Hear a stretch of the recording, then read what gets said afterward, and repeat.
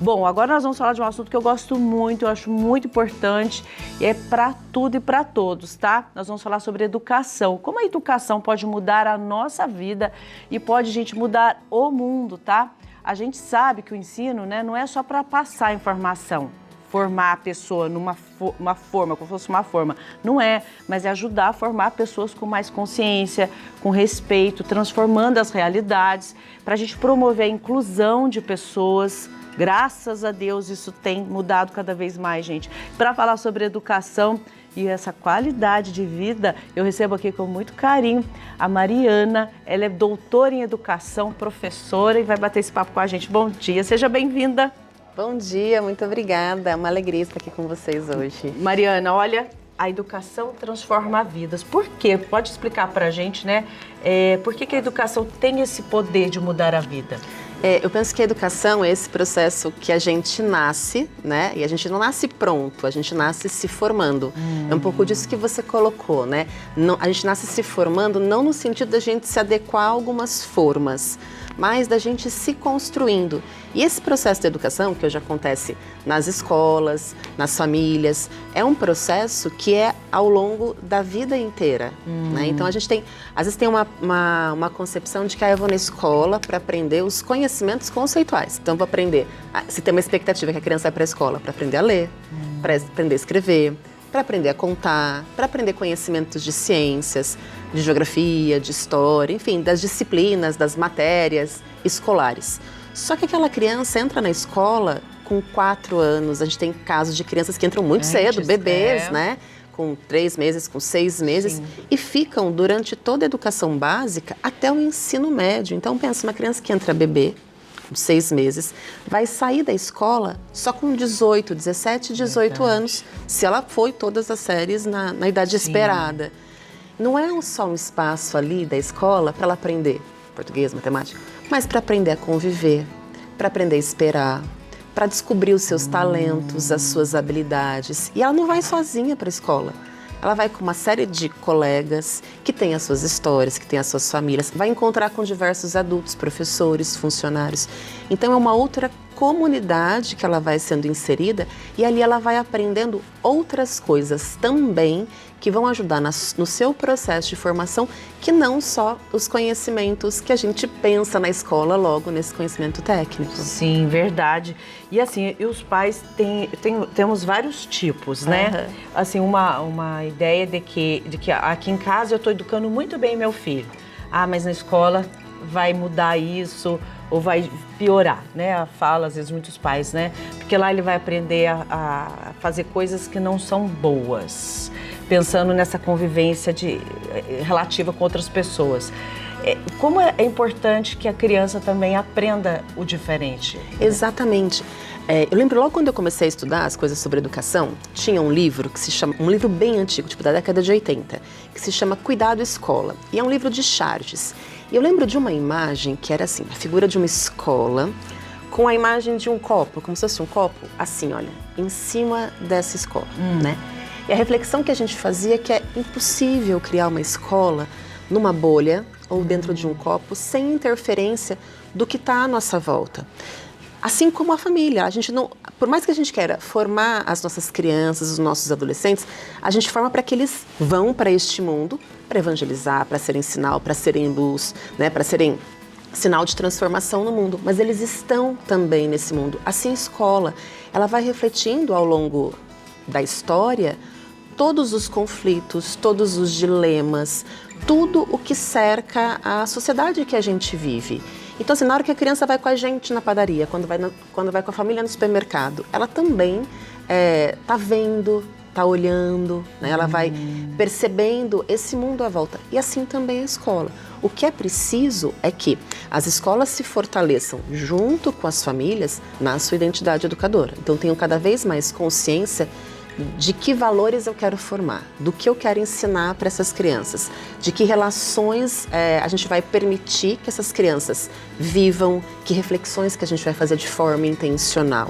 Então, acho que esse dilema, ele vai muito de uma compreensão assim, de que a escola está ali e de repente não faz intervenções importantes, né? Então, o papel do professor, do funcionário que está na escola, do diretor, é de ser educador. Então, aconteceu uma situação de conflito, aconteceu uma situação delicada, todas essas situações são situações educativas para confrontar os alunos, né, com a realidade, para ajudar a se posicionar, para ajudar a discernir o que é certo, o que eu posso, mas o que não me convém, quando eu me autorregulo, quando eu vou, né? Então tem todo esse... E que é um processo complexo. Nossa. Né? Pensa num professor, ele vai ter 25 alunos, 30 alunos, tem escola que tem 40 alunos da mesma idade para mediar ao mesmo tempo. Então são situações bastante complexas, desafiadoras, mas muito interessantes. Muito interessantes, riquíssimas, porque muitas vezes, quando você fala assim, me passa pela cabeça o quanto essa educação do professor, educação de todos os que fazem parte da escola, estão ali ajudando na educação da criança em todas as situações, isso também faz dentro de casa, né? Está fazendo também na família, né? Exatamente. Essa integração família-escola, escola-família, precisa comungar junto, né, Mariana? Exatamente. As escolas que estão tendo mais sucesso são aquelas escolas que chamam as famílias para dentro da escola e elas junto fazem combinados, né, desde as crianças muito pequenas, em situações corriqueiras, por exemplo, de desfraude, de introdução alimentar, do brinquedo que traz para a escola, da tarefa que vai e vem, do que a gente pensa em ensinar, como que faz, né? Então, esses acordos, a gente sempre chama de parceria, né, esses acordos, do que a gente vai trabalhar junto na escola e em casa também, porque não é um movimento de ruptura. Então, quando eu entro na escola, é desse jeito. Quando eu saio para minha casa, é de um outro jeito, né? Isso confunde a criança e o adolescente nesse processo formativo. Então, quando a gente vai cada vez mais unido, as escolas abrirem espaços para escuta, né? Porque muitas vezes a gente vê assim, em algumas reuniões de pais, tradicionalmente, a escola passando para as famílias os combinados, as regras, o jeito, a proposta. Claro que a escola tem a sua autonomia, mas quando você vai num outro movimento para ouvir os anseios daquelas famílias, ouvir as histórias, né? Ouvir as expectativas e daí se colocar, porque às vezes a família tem uma expectativa que não é uma expectativa possível para aquela escola, mas não adianta eu dizer, não dá para fazer, acabou.